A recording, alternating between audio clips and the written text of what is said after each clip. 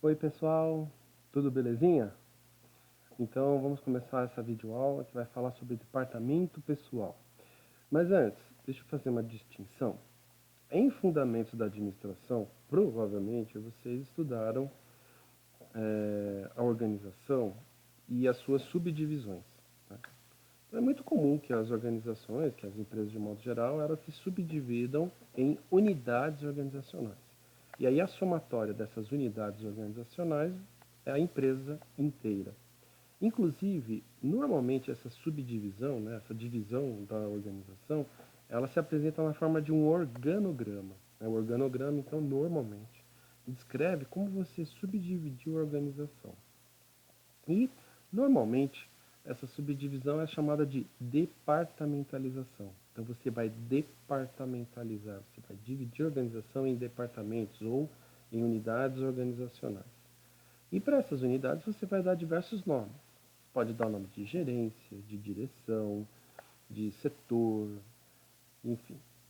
E não vai ser muito incomum você observar nas organizações o nome departamento. Então eles vão dar nome para aquela unidade organizacional e vão chamá-lo de departamento. Né? Aliás, um nome muito comum, muito tradicional, muito presente nas organizações é justamente departamento pessoal. Então, visitando alguma empresa, você pode descobrir que a área, né, o setor responsável pelos procedimentos, principalmente os procedimentos burocráticos da área de recursos humanos, tem como nome Departamento Pessoal. Aliás, é uma sigla muito comum entre os trabalhadores. Né? Eu preciso buscar o meu vale. Passa no DP. Eu preciso tirar uma dúvida sobre férias. Conversa com o pessoal lá do DP. Né? DP, a sigla Departamento Pessoal. Então, é muito comum isso, tá? Por que eu estou falando sobre isso? Porque eu não quero confundir com a aula de hoje. Porque a aula de hoje não vai falar da unidade organizacional. E não vai falar desse pedacinho do organograma, né? Dessa divisão, né, da organização ou da empresa. Não estou me referindo a uma questão estrutural, da estrutura da organização. Eu faço referência, inclusive, tá no finalzinho aqui da apresentação, a um artigo, né, elaborado pelo professor André Fischer, que se torna um capítulo do livro As Pessoas na Organização. Inclusive, está aqui, ó, o famoso brasileirinho. Né? Por que brasileirinho, professor? Bom, vocês viram, né? As cores da capa. Esse livro ele foi elaborado a partir da coordenação da professora Maria Tereza Leme Fleury, reúne em capítulos diversos artigos, diversos trabalhos desenvolvidos pelos professores que lecionam na Universidade de São Paulo e alguns colaboradores. Né? E o primeiro, né, o que faz a abertura do livro, é justamente esse capítulo no qual o professor André Fischer ele faz uma apresentação da gestão de pessoas ao longo da história e ele vai subdividindo essa história em evoluções. Né? E a cada etapa evolucionária, a cada evolução, ele vai se valer de um nome que deixe mais claro, esclareça, né, o que representou aquele momento na evolução da administração de recursos humanos. E o primeiro momento, né, na linha do tempo, o primeiro momento ele vai chamar de modelo de gestão de pessoas, departamento pessoal, como departamento pessoal, tá bom? Então é mais nesse sentido que eu vou falar como se fosse um modelo de gestão, tá? Muito bem, feita essa distinção com a outra aula, né, para que não haja confusão, o departamento pessoal, né, nessa forma de você analisar, entender, estudar a administração de recursos humanos ao longo do tempo, ele é o modelo de gestão mais tradicional. Então, nas primeiras organizações, quando se começa a organizar essa parte da área de recursos humanos, né, da gestão de pessoas, vocês vão observar que eram procedimentos muito operacionais, né? E esses procedimentos eles existem até hoje. Eles não deixaram de existir, tá? Eles continuam existindo, apesar de toda a evolução ao longo do tempo, são processos, são atividades ainda requeridas, ainda necessárias nas organizações. E elas vão surgir justamente porque lá nos seus primórdios, as pessoas que organizavam a fábrica, né, principalmente as fábricas, né, se você é um modelo que vai emergir justamente das demandas que o processo fabril começa a exigir em virtude do crescimento das fábricas. Então as fábricas elas deixam de ser pequenos estabelecimentos, elas começam a crescer. E nesse crescimento, que envolvia mais pessoas, mais máquinas, enfim, era algo que começava a tomar proporções muito maiores do que aquelas que eram vividas na Idade Média, na Idade Moderna, onde as manufaturas eram pequenas, né? Normalmente o proprietário ele também era uma das pessoas que executava a tarefa, normalmente ele era o líder, né? E ele ali coordenava o trabalho de algumas pessoas, algumas poucas pessoas, e ele sozinho dava conta, né, de, de organizar essas pessoas, de dirigir o trabalho delas. O processo fabril, ele se avoluma, né, até porque essa era a ideia, né, você ampliar o potencial de produção de tal modo que você conseguisse, né, por economia da escala, é, reduzir preços e tornar diversos produtos industrializados mais acessíveis à população. E aí você ampliaria, né, o número de consumidores e, consequentemente, você poderia acumular mais riqueza. Só que esse processo de crescimento dificulta, né? O patrão não tem mais como organizar, como coordenar, como dirigir um número crescente de pessoas. Né? E chega um ponto que ele sozinho não tem como fazer esse processo. E aí, então, surge essa proposta de que haja uma unidade, né, um setor dentro da fábrica, né, depois em todas as organizações, que fique responsável por cuidar, né, desse fator de produção, porque aí você começa a observar o trabalhador, mais especificamente a mão de obra, né, a prestação de serviço que aquele trabalhador oferece para a organização como um fator de produção.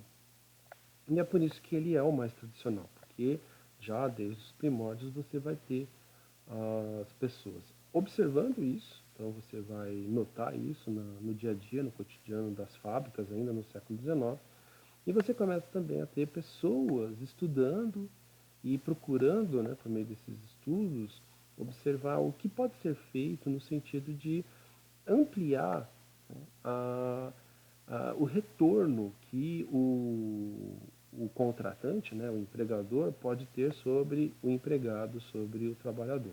Tá? Por isso ele é um modelo mais tradicional e ele está presente em praticamente todas as organizações, desde, né, desde o momento em que essas fábricas crescem em termos de tamanho e praticamente até os dias de hoje, uma vez que mesmo pequenas empresas, elas exigem, de certa forma, esse cuidado, né? Essa administração. Tá? Muito bem. Então, para nós nos posicionarmos na linha do tempo, por volta de 1890, uma empresa nos Estados Unidos, ela cria essa figura chamada gerente de pessoal. E o gerente de pessoal, então, ele vai ser o marco histórico. Então, a partir desse nome, dessa nomenclatura, é que se considera que a área de recursos humanos nasceu. Então, ela nasceu em 1890, quando? Quando uma empresa nos Estados Unidos criou essa função. Então, existia esse cargo. Né? Ele contratou, né, o proprietário dessa fábrica contratou uma pessoa para cuidar do pessoal. E ele deu um nome, né? É óbvio, né? A expressão provavelmente inglesa não é essa, né? Mas traduzindo para o português, ele cria essa função, esse cargo chamado gerente pessoal. E a partir de então, você vai ter nas organizações, principalmente nos Estados Unidos, uma preocupação, né, com como administrar, como você vai garantir que os trabalhadores eles vão, de fato, contribuir para o sucesso, para o êxito do negócio, tá bom? Como eu já adiantei, então ele vai surgir, né, essa demanda do departamento pessoal, essa necessidade de um modelo de gestão, né, um modelo de gestão de pessoas, ela é uma demanda que vai surgir em virtude justamente do crescimento, né? Você vai ter uma população maior de pessoas trabalhando ali para você, então você, empresário, precisa administrar isso melhor. E no momento em que os trabalhadores, eles de fato se tornam um fator de produção.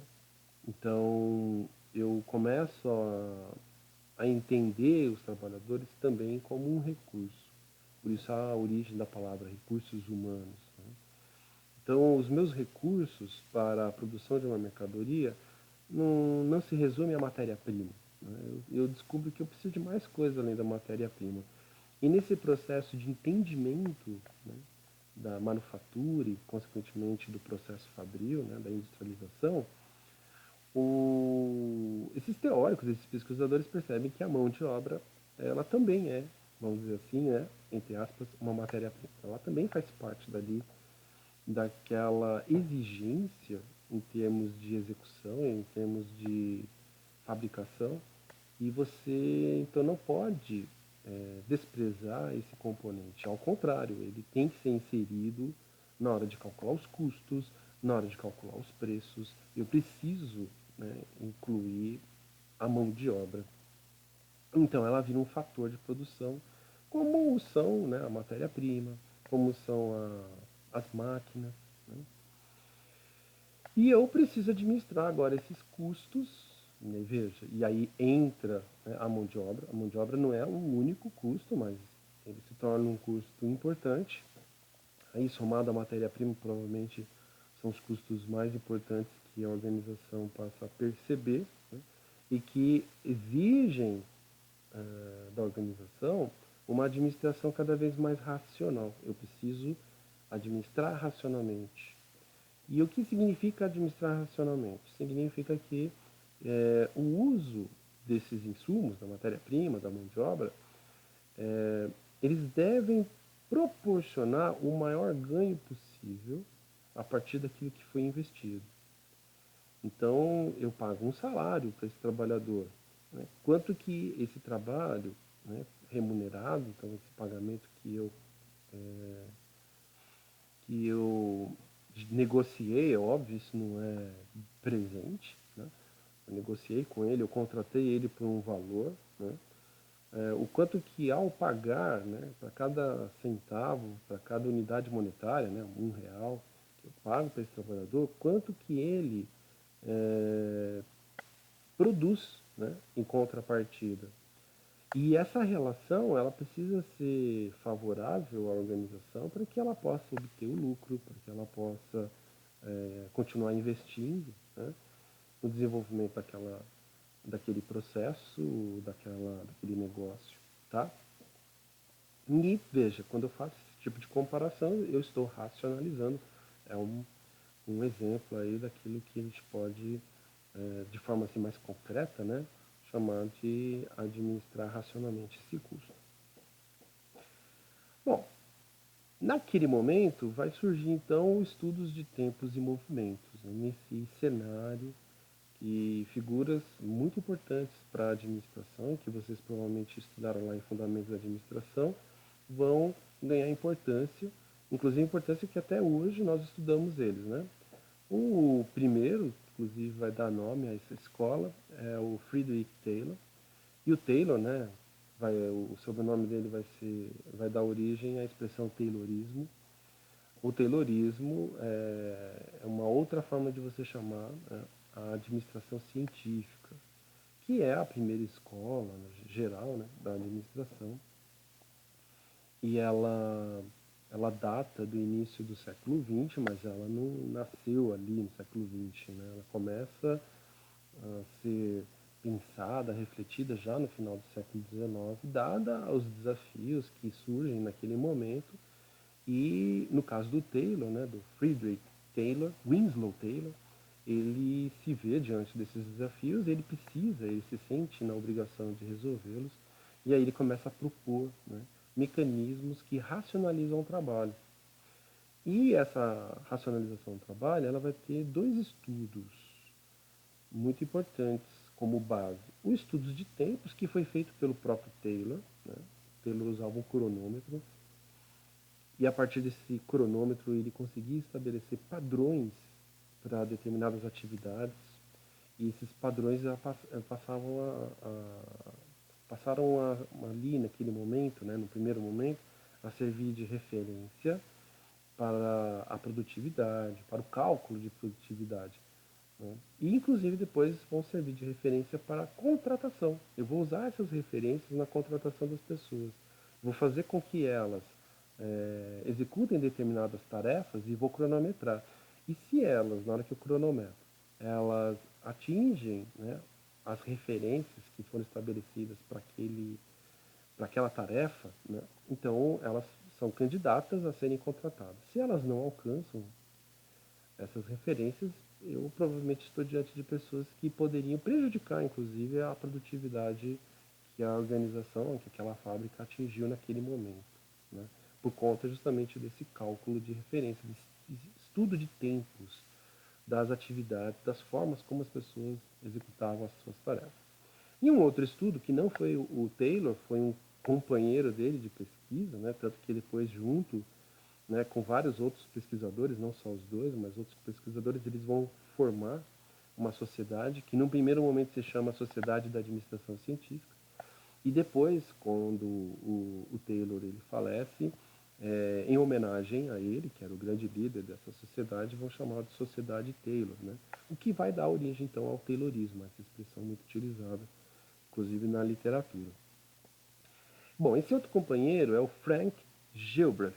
O Frank Gilbreth ele faz estudos de movimento e é a partir do estudo dele que você então começa a pensar em bancadas. O que é a bancada? A bancada nada mais é do que um espaço onde o trabalhador tem alcance do braço dele, então do movimento do braço dele. Por isso que estudos de movimentos, ele considera o movimento das mãos principalmente. No alcance das mãos ele tem todas as ferramentas e todas as condições de executar uma tarefa que vai dar origem a uma parte, né, da fabricação de uma mercadoria.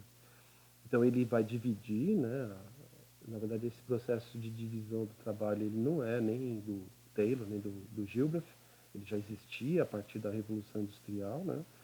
Essa divisão do trabalho faz com que os operários eles se especializem em uma parte do processo fabril. Ele não fabrica a peça inteira, ele fabrica um pedaço da peça, né? Então ele não monta o carro inteiro, ele vai montar, sei lá, o, o, o volante. Então ele fica especializado em montar volantes. E aí o Gilbreth, o que ele vai propor? Né? Que quando ele for montar o volante, ele o faça numa bancada que tenha uma altura que seja adequada, e aí ele começa a impor, então, um certo padrão de tamanho, né, de altura desse operário. Isso vai ser importante na contratação dos trabalhadores naquele momento. E a bancada ela tem que ter a área suficiente, né, para que o trabalhador alcance todo o material que ele utiliza para aquela montagem. E isso, segundo os estudos dele, estudos de movimentos, diminuiria a fadiga desnecessária. O que é fadiga desnecessária? Por exemplo, o cansaço provocado pelo deslocamento do operário de um lugar para o outro dentro da fábrica. Imagine que para ele buscar uma ferramenta ele tenha que andar. Esse andar cansa. Mesmo que seja próximo, se você repete isso várias vezes, mesmo sendo próximo, mas repetindo várias vezes, é como se ele tivesse feito um grande percurso. E esse longo percurso representa cansaço que não produziu absolutamente nada. Então ele fala, não pode ser assim. Nós temos que acabar com esse cansaço desnecessário, né, e propiciar ao trabalhador que ele se dedique única e exclusivamente para a tarefa que ele tem que realizar, que ele tem que cumprir ali, né, na fábrica. E é óbvio, ele vai se cansar, mas esse cansaço é diferente daquele em que ele se desloca para buscar uma peça ou uma ferramenta. Porque esse cansaço ele é produtivo, porque ele está realizando uma tarefa, uma atividade, que ao final dela resulta numa mercadoria de fato, né, diretamente, tá bom? Então, juntando esses dois estudos de tempos e movimentos, você tem a base da administração científica e ela vai servir, como eu já fui mais ou menos dando aí a dica, de referência para contratar os trabalhadores. Então, quando eu for contratar um operário, o que eu vou fazer? Eu vou pedir para ele fazer, né, vou simular com ele a realização de uma tarefa e vou cronometrar. E se o desempenho dele for próximo da referência, eu posso contratá-lo, porque eu sei que com o passar do tempo, né, dos meses, ele vai adquirindo mais experiência e vai aprimorando, né, o desempenho dele, diminuindo, né, provavelmente o tempo que ele executaria aquela tarefa.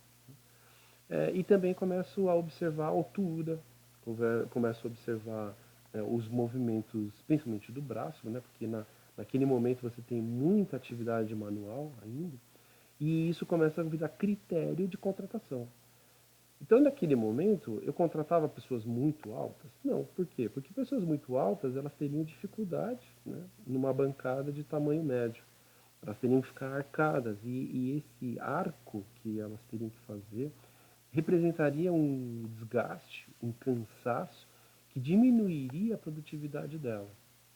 Veja, eles não estavam preocupados, né, se a pessoa ia ter um problema na coluna vertebral, né? Isso causaria uma lesão que poderia lá no futuro é, tornar a velhice dessa pessoa, desse operário, né, uma velhice problemática, né? Não se tratava de preocupações, nesse caso, né, de preocupações com a saúde do trabalhador. A preocupação era diminuir o cansaço desnecessário, diminuir qualquer elemento que pudesse causar um cansaço adicional àquele que efetivamente era inevitável, né, a fadiga necessária para a execução da tarefa. Tá? Então, eu não contratava pessoas muito altas nem muito baixas, eu procurava contratar pessoas de uma determinada altura que eu sabia que estariam ali confortáveis em realizar a tarefa naquela bancada, porque aquela bancada tinha tamanho. Tá? E eu começo então a usar esses estudos de tempos e movimentos para essas contratações nesse momento. Bom, depois esse resgate da história aí, né? O que se depreende dessa época que permanece até os dias de hoje?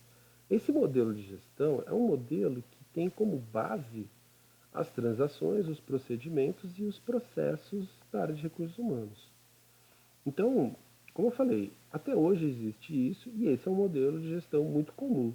Quando você pega uma pequena empresa, por exemplo, dificilmente você vai ter um modelo diferente desse que nós vamos falar agora. Né? Agora já um pouco mais evoluído em relação aos primórdios. Né? Então, nós estamos falando de transações muito operacionais. Nós estamos falando de fato de coisas que estão muito no nível da operação, do operacional, e não do nível tático ou do nível estratégico. Como hoje nós sabemos que a área de recursos humanos já tem, né, seus modelos e suas metodologias, suas técnicas e tudo mais, que inclusive serão temas das próximas aulas, tá bom?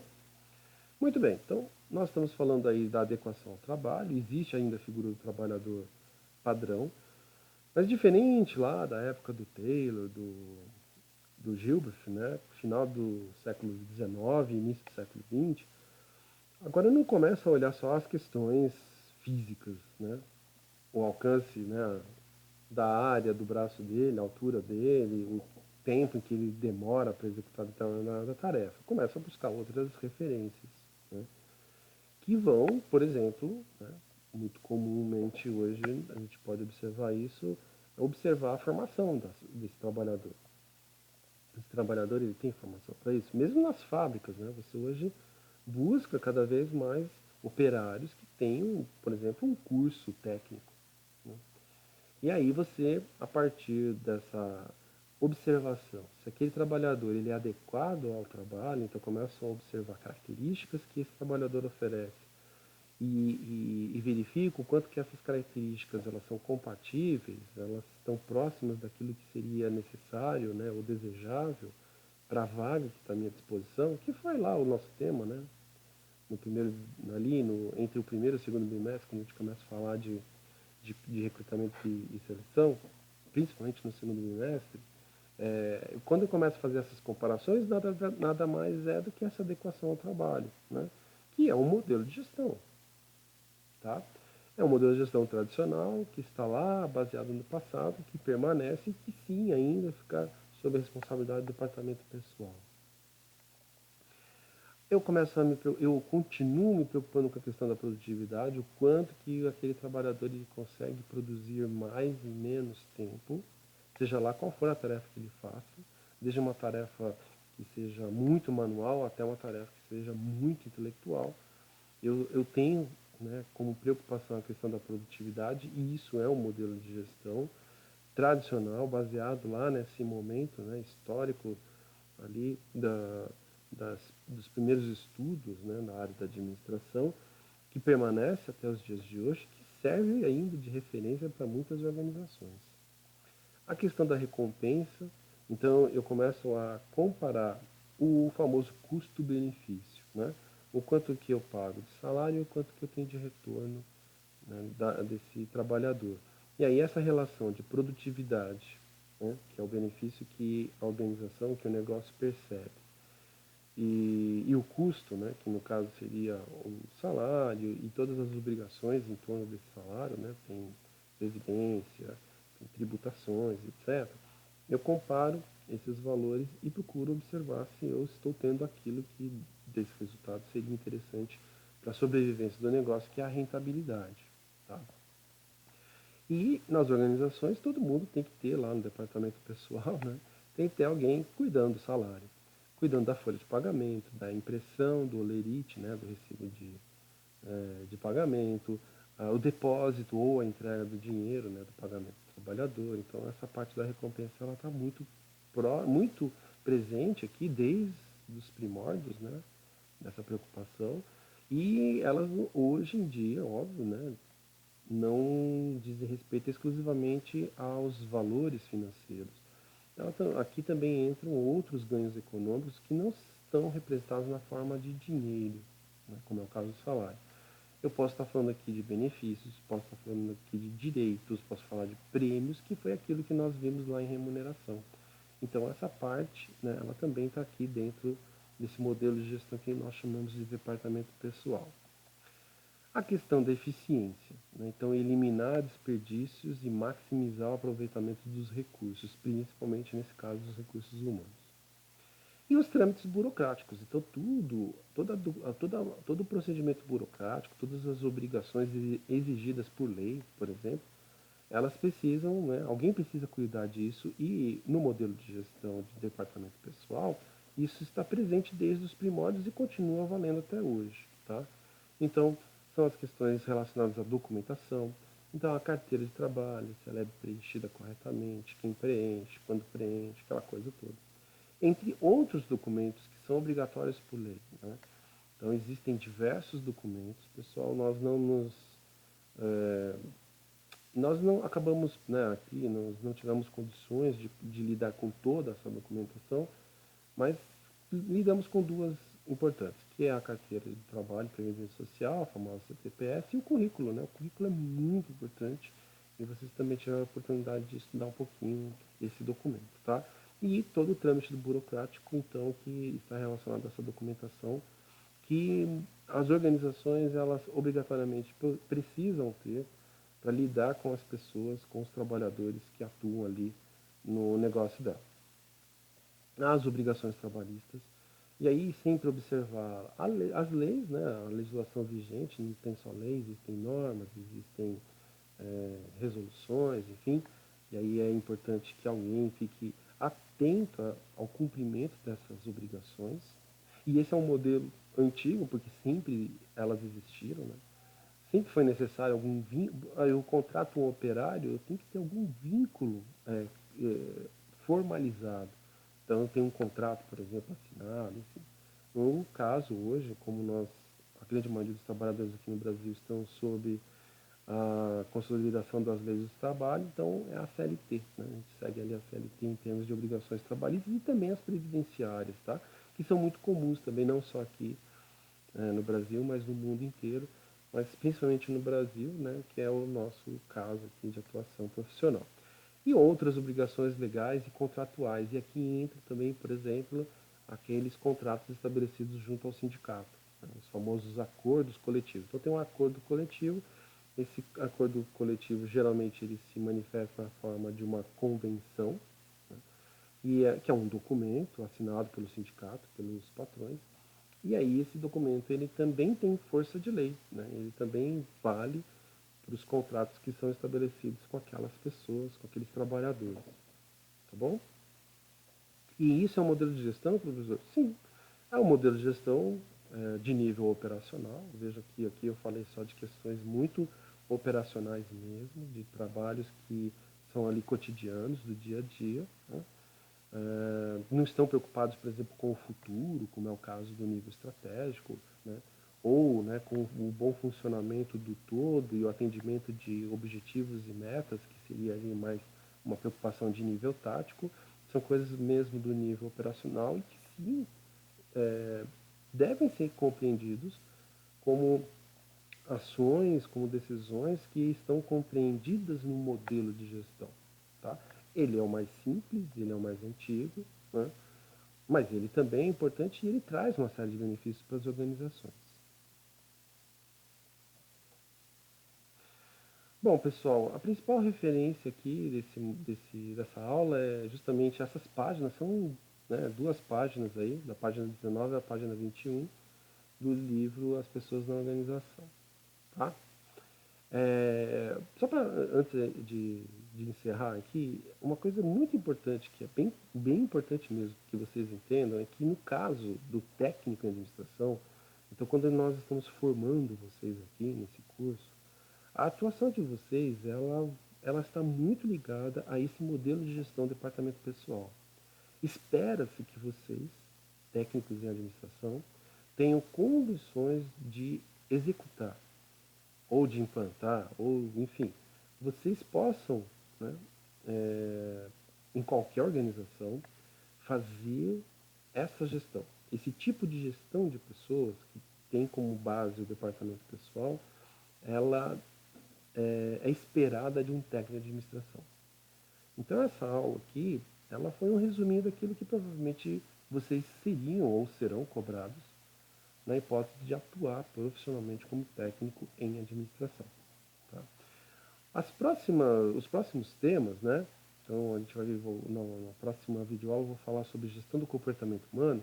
Tem uma parte dessa gestão do comportamento humano que nós podemos esperar que um técnico saiba lidar, né? Um técnico em administração, pela formação dele, tenha condições de lidar, mas já começa a se exigir um pouco mais, um pouco além da formação técnica. Aí é necessário uma formação de nível superior. Aí seria necessário um bacharel em administração, tá? Pessoal, tendo dúvidas, por favor, escrevam lá no fórum, tá? E esteja atento às orientações das atividades que possam vir a ser propostas. Apesar que, já adiantando para vocês, dessa aula em diante, esses conteúdos serão cobrados na avaliação final, né, na prova, e aí eu estarei aí disponibilizando né, as apresentações. Espero que vocês acompanhem as explicações para que a partir então desse material vocês tenham condições de fazer a prova, tá bom? Pessoal, por favor, continue se cuidando, né? A pandemia ainda está aí, ela não acabou, e eu espero que vocês todos continuem bem, tá? Muito obrigado, né, até o momento, obrigado aí pela contribuição e pela participação de vocês, e até a próxima.